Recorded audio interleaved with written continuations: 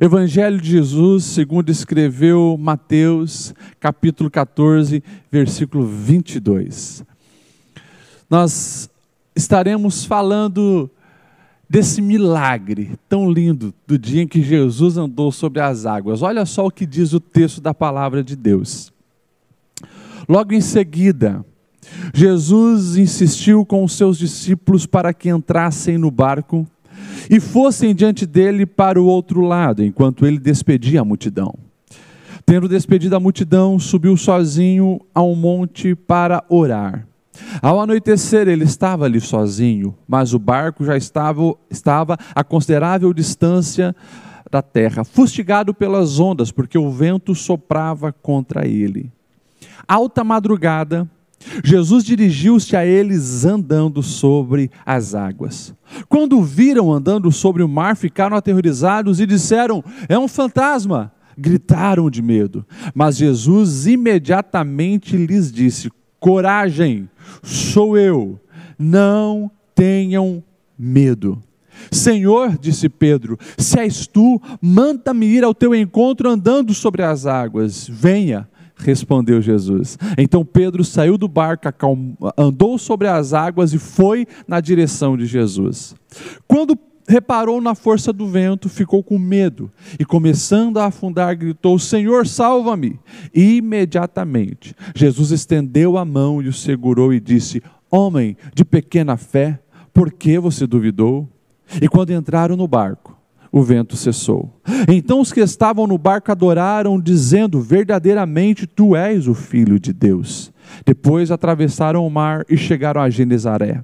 Quando os homens daquele lugar reconheceram Jesus, espalharam a notícia a toda aquela região e trouxeram os seus doentes. Suplicavam-lhe que apenas pudessem tocar na borda do seu manto, e todos os que nele tocaram eram curados. Meus irmãos, que preciosidade que nós temos aqui, esse relato da história de Jesus com seus discípulos, nesse dia que Jesus andou sobre as águas. É importante nós entendermos que momentos assim, como nessa história de tempestade, momentos de incertezas, são momentos também onde nós temos oportunidade de exercer a nossa fé. E são momentos também que nós temos oportunidade de crescer e conhecer muito mais a Deus. Nesses momentos, nós temos oportunidade de ter uma dimensão diferente da nossa espiritualidade, porque muito daquilo que nós acreditamos, muito daquilo que nós cremos, muito daquilo que nós temos como fé, se revela justamente nas crises, justamente nos momentos aonde as tempestades chegam. E a cena você conhece. A cena é: Jesus tinha acabado de fazer um grande milagre, que era o milagre da primeira multiplicação dos pães e peixes. Você conhece a história.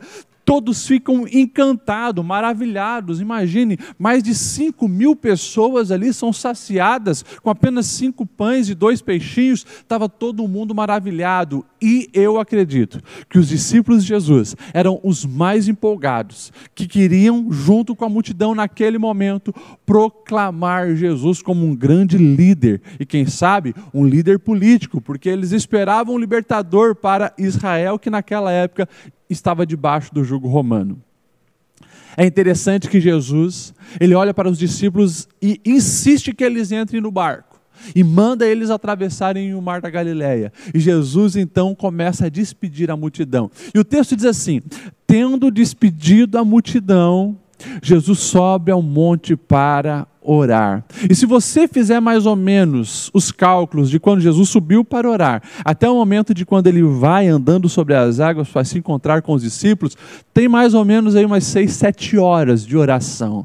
E aí eu já me pergunto, Jesus, sendo Filho de Deus encarnado, não negligenciava a oração? Quem somos nós para negligenciar essa preciosidade que é a oração? Nós precisamos orar, nós precisamos ter comunhão com Deus. Por quê? Porque a solução de muitos dos nossos problemas acontece a partir de uma compreensão quem somos nós em Deus. E isso só acontece através da oração, dessa ligação que nós temos em Deus. Tendo acabado então de orar, Jesus vai ao encontro dos discípulos andando sobre as águas. E você ouviu o relato. Os discípulos, quando vê, no meio da multidão, no meio das ondas, quer dizer, eles estão no meio das tempestades, as ondas altam, ele vê Jesus andando sobre as águas, eles ficam tão assustados, e alguns pensam que é um fantasma. É claro, a gente não pode imaginar, quem sabe, um barco de hoje em dia, que tem faroletes e ilumina as ondas, mas você imagina as ondas altas, uma tempestade que assustava os próprios discípulos, que alguns deles tinham grande experiência com o pescador, vê um vulto branco andando sobre as águas, eles ficam apavorados mesmo. Gritam que é um fantasma, porque antigamente, principalmente os mitos do Império Romano, diziam que os mares eram cheios de monstros, sereias, fantasmas, e nós sabemos que tudo isso era para tentar limitar a expansão marítima, principalmente no Oceano Atlântico. Mas enfim, Jesus estava agora ali, andando sobre as águas, e eles gritam apavorados, é um fantasma, até que, daquele vulto que eles não identificaram, vem uma palavra. Jesus falou bem alto para que eles escutassem, a palavra era justamente: não tenham medo, coragem, porque sou eu. Quando aquela palavra chega no ouvido dos discípulos, o coração começa a acalmar, porque eles sabiam que ali então estava o seu mestre, Jesus andando sobre as águas. Mas Pedro, no ato de fé, ele olha para Jesus e ele grita: Senhor, se és tu, manda-me ir ter contigo por sobre as águas. E Jesus só dá um comando para Pedro: vem. E Pedro sai do barco, olhando para Jesus. Ele começa a andar sobre as águas. Mas o texto vai nos dizer que, depois, quem sabe dar alguns passos, ele começa a reparar na força do vento, no tamanho das ondas, na circunstância. Quem sabe ele percebe os discípulos todos dentro do barco, olhando para ele, e ele começa então a afundar. E quando ele está afundando, ele clama por socorro e Jesus vai socorrê-lo. Agora, essa cena tem a primeira lição que eu gostaria de compartilhar com cada um de vocês que estão hoje conectados conosco, porque isso resume a nossa vida. Nós precisamos entender essa grande verdade. Qual grande verdade, pastor Lediel? Que a nossa vida, ela vai ser pautada por onde nós colocamos a nossa fé. Eu olho para Pedro e vejo Pedro representando todos nós. Atos de fé que nos faz andar sobre as águas. É isso que Deus tem para cada um de nós. Nós estamos falando de um Pedro que era pescador, um Pedro que conhecia cada palmo daquele mar, um Pedro que sabia que numa tempestade dessa, se você cair na água, você tem poucas chances. Um Pedro que sabia que se você cair na água, você afunda, mas ele olhando para Jesus, crendo em Jesus, focado em Jesus, ele vê milagres acontecendo. E é isso que Deus tem para nós. Deus deseja nos levar a níveis sobrenatural, mas nós precisamos sair da lógica humana, dar passos de fé como Pedro deu. Só que nós precisamos entender que nós sempre estaremos cercados de outras circunstâncias que tentam tirar o nosso foco do Senhor Jesus. E foi o que aconteceu com Pedro. Ele tira os olhos de Jesus. Ele tira a fé em Jesus e coloca a fé na circunstância. Ele começa a se apavorar com o tamanho das ondas, a força do vento. E o texto diz que Pedro então começa a afundar. Na minha vida e na sua vida, tudo que nós fazemos depende de onde nós estamos olhando. O nosso foco está em quem? Nós estamos obedecendo a palavra de quem? Se nós estivermos fazendo como Pedro, obedecendo o Senhor Jesus, nós com certeza vamos desfrutar do sobrenatural. Agora, quando nós tiramos o nosso coração do Senhor e colocamos na circunstância, nós vamos também ser como Pedro. Nós vamos estar afundando. Nós estaremos correndo sérios riscos. Interessante que nós vemos a força da circunstância sempre nos tentando chamar a atenção. sempre tentando fazer com que nós venhamos distrair os nossos olhos de Jesus e colocar os olhos na circunstância. É interessante observar algumas coisas nesse texto, porque a vida dos heróis da fé, se a gente pegar desde Gênesis a Apocalipse, nós vamos ver essa realidade. Nós vamos ver que enquanto as pessoas estavam olhando, confiando e obedecendo o Senhor, os milagres aconteciam, eles viviam na dimensão do sobrenatural. Agora, quando eles colocavam a fé na circunstância, ali nada dava certo.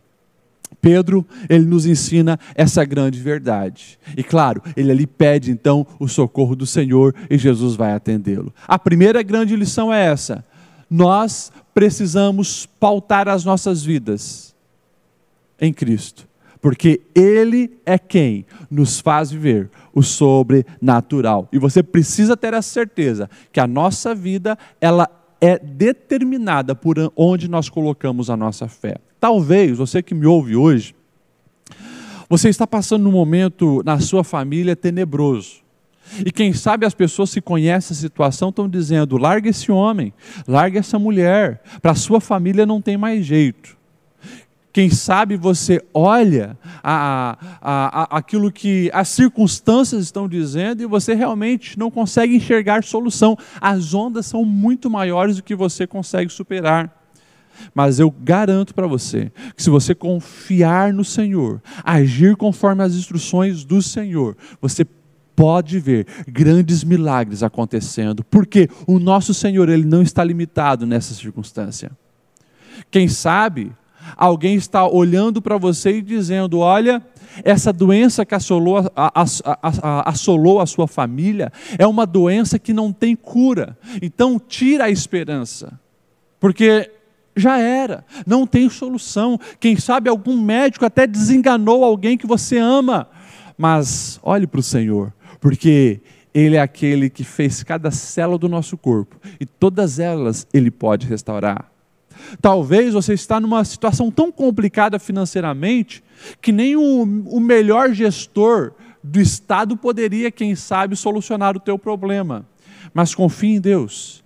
Ele é dono do ouro e da prata e Ele continua fazendo grandes milagres. Nós precisamos olhar para o Senhor. A segunda grande verdade que eu gostaria de compartilhar contigo hoje é que não há limites para o agir do nosso Deus.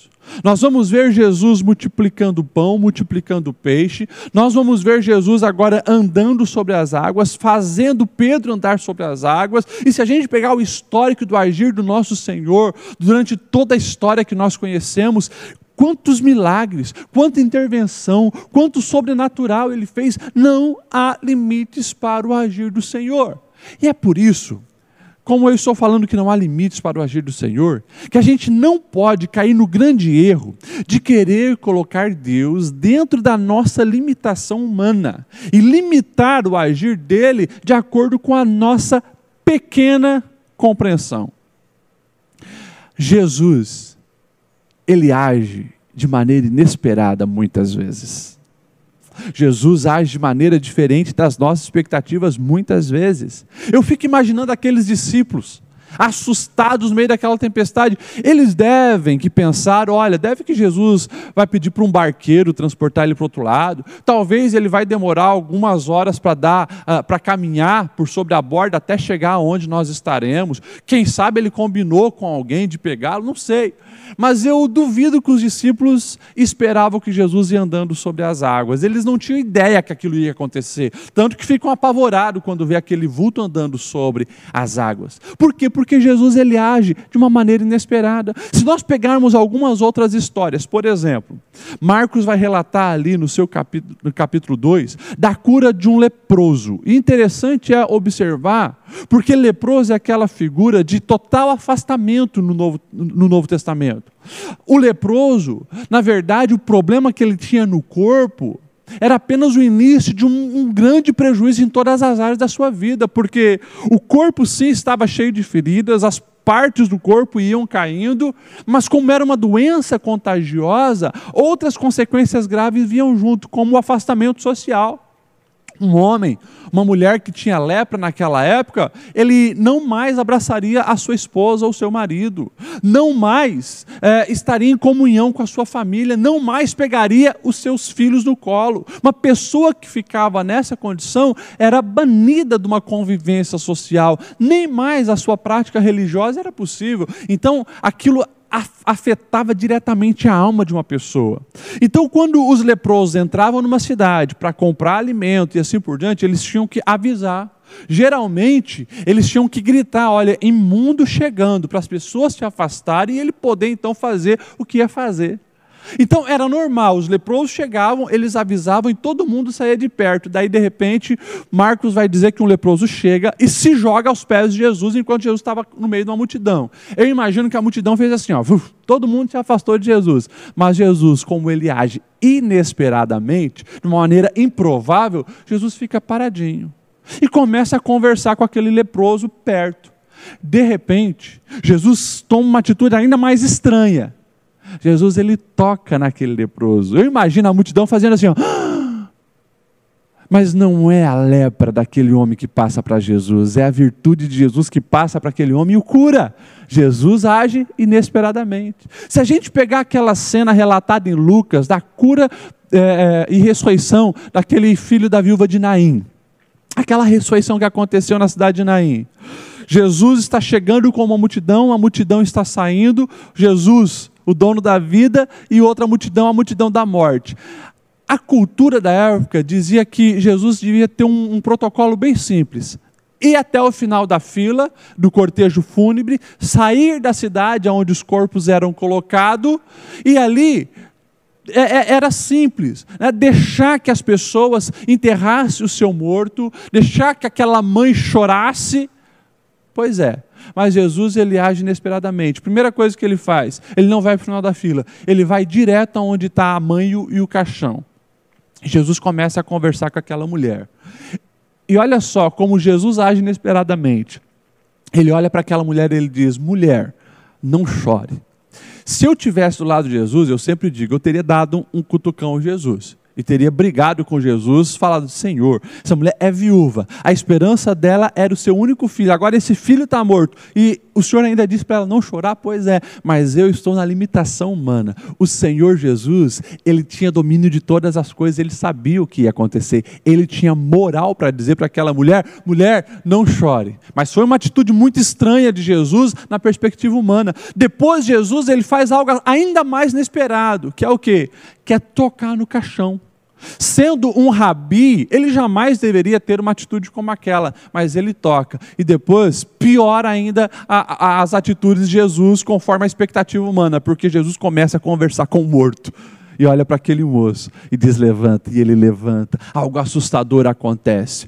Pastor Lediel, por que você está dizendo que Jesus age de maneira inesperada, inexplicável, longe muitas vezes da nossa expectativa? Justamente pelo fato de que nós, como cristãos, muitas vezes perdemos bênção, perdemos intervenções divinas na nossa vida, porque nós queremos engessar o agir de Deus de acordo com a nossa mentalidade. Ou muitas vezes, diante de algo que aconteceu com outras pessoas, quem sabe um pragmatismo. A gente olha para a vida do fulano e diz, Jesus, mas na vida dele tu fez assim, assim, assado, então na minha vida tem que ser do mesmo jeito. Não. Deus, ele não vê multidão, Deus vê indivíduos e ele conhece cada um de nós. Consequentemente, os planos, o projeto dele para cada pessoa é singular. Então você precisa entender que aquilo que ele tem para a sua vida é para a sua vida.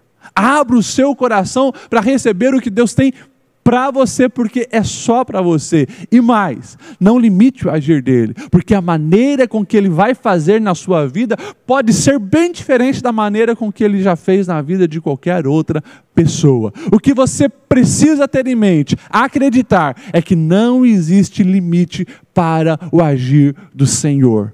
O nosso Deus, ele é fantástico, ele é sobrenatural, ele é onipotente.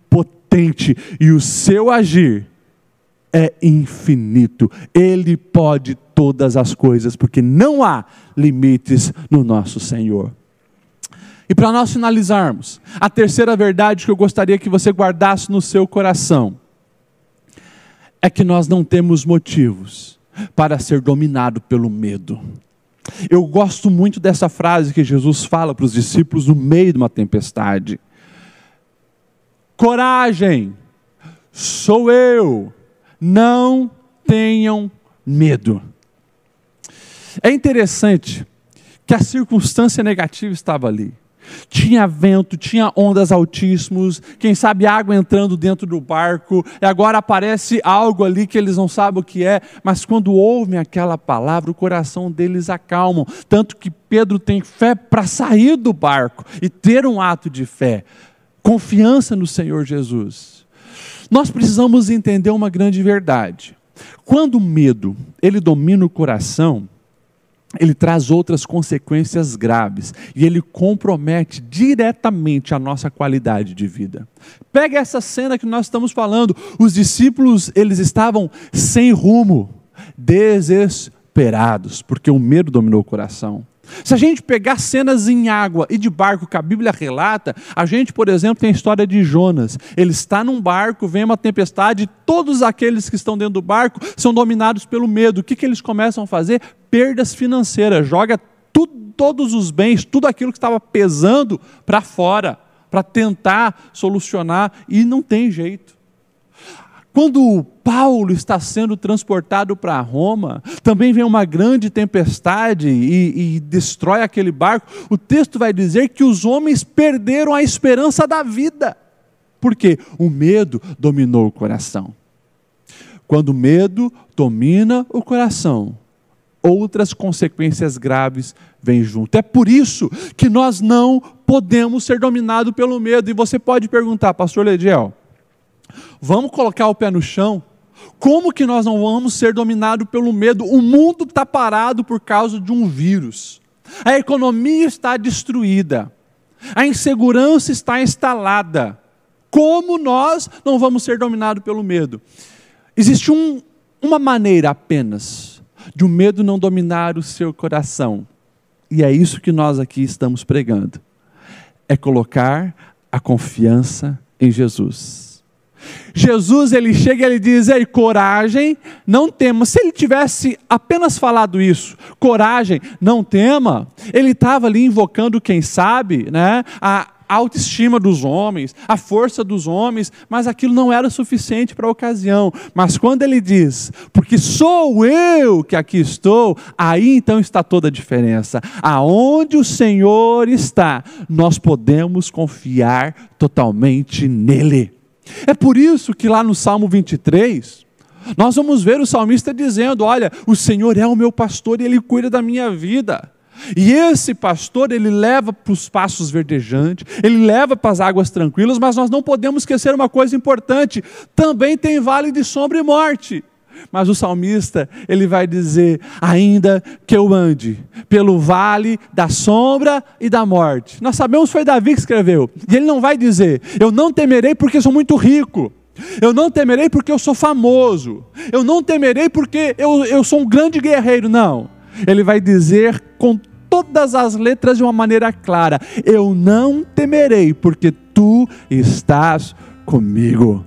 Esse é o segredo da vida, esse é o segredo de superar as dificuldades que estão ao nosso redor e não permitir que o medo domine o nosso coração. É por isso que nós, como igreja, nós finalizamos os nossos cultos sempre fazendo uma pergunta que Paulo ali fez em Romanos 8. Se Deus é por nós, quem será contra nós? Eu costumo dizer aqui na The Blue, que se Paulo estivesse apenas feito a pergunta, quem será contra nós? A gente teria muitas respostas. Quem será contra nós? Os adversários são contra nós, os demônios são contra nós, o diabo é contra nós, o vizinho fofoqueiro é contra nós, aquele lá no trabalho que tenta puxar o nosso tapete é contra nós, aquele que fala mal, que mente, que difama é contra nós. Teria muita resposta. Agora, quando Paulo, ele está falando se Deus é por nós, quem será contra nós? Ele está deixando bem claro, gente, se Deus é por vocês, fica tranquilo, ninguém é páreo para esse Deus, ninguém pode mais do que esse Deus, ou seja, você e Deus é sempre maioria, você e Deus, pode ter certeza, já é mais do que vencedor. Então nós precisamos também abraçar nessa garantia que nós temos, que com Jesus não há o que temer. Se a tua fé estiver em você mesmo, não estou falando aqui de autoestima, mas se colocar no trono da vida, você pode ter certeza, você não é perfeito, uma hora a casa cai. Se a tua fé estiver em homens, seja qual for, seja governo, seja pessoas famosas, seja quem for, uma hora a casa cai, porque eles não são perfeitos.